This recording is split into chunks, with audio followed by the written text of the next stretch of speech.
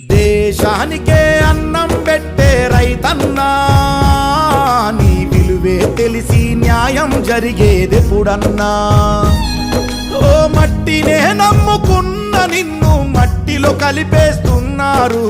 రైతు రైతు రైతో పాడుగాను నీ రాతో, మెతుకు మెతుకుపై నీ పేరున్న వెతుకులాట నీ బతుకు చివరకు చేరుతుంది ఏ చిటికో.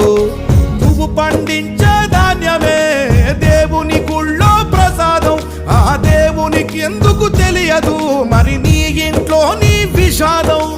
కళ్ళగద్దుకొని తింటారు నీ కన్నీళ్ళెవరు బాపరు.